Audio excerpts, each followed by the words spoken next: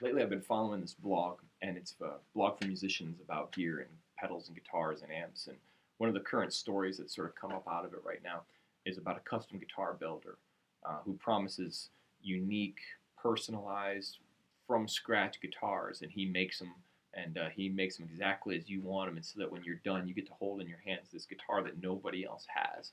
And he seems to have had some great success over the past few years. He's got an Instagram account that's just full of pictures of him with all sorts of people and celebrities especially holding his guitars and smiling. His website has a whole page dedicated to artists who he's giving guitars to or who have bought guitars from him or endorse his guitars. And it seems to be just this incredibly wild success story.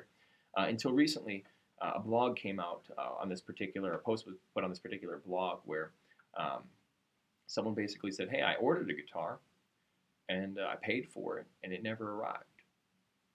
When I first came across it, my thought was, well, that happens. Bad customer experience. Maybe there was a mistake in the order. Maybe someone, lost something somewhere. It's just, it's a matter of time.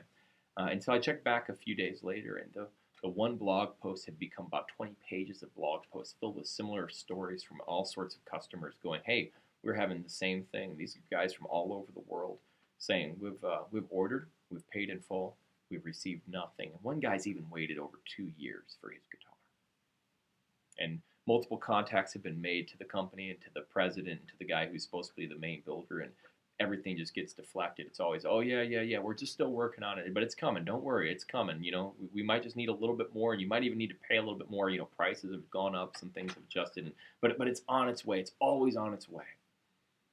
And this blog has gone through, it's over 40 pages now, and it's gone from a source of anger and frustration and venting and shared common experience of how many people have been scammed, and it's a lot of people have been scammed, to where now it's almost in a protective mode. It's trying to make sure no one gets screwed over by this guy again. They want to make sure that no one buys from this guy. So they keep promoting it and putting it on Facebook and putting it on Twitter and on Instagram. Basically, just stay as far away from this guy as you can because he's a scam artist, he's a cheat, he's a thief, he's a phony.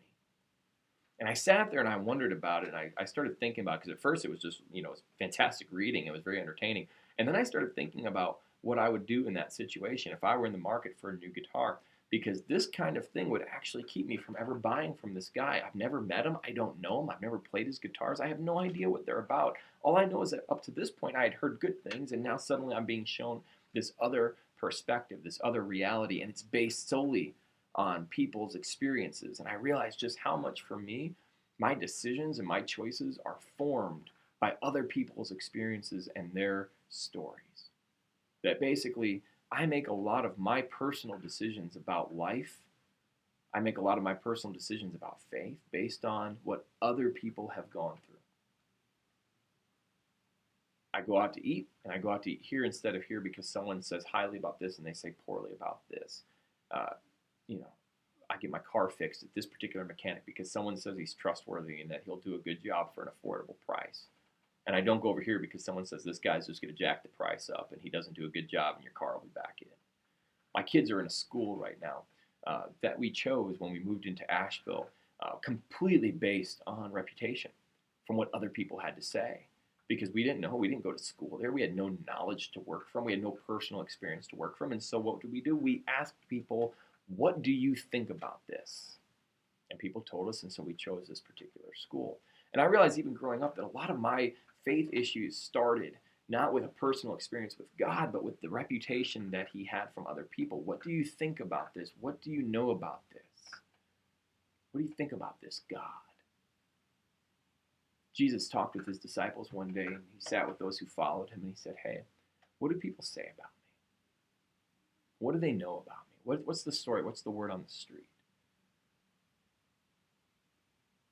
And when his disciples had thrown out some of the different things, he asked this fascinating question. He says, that's great. He goes, so what do you think about me? I understand that this is the reputation I have. This is what they're making judgment calls. But you guys have walked with me. You've been with me. You've experienced me. You've seen me. We've been friends. What do you think about me? Who do you say that I am?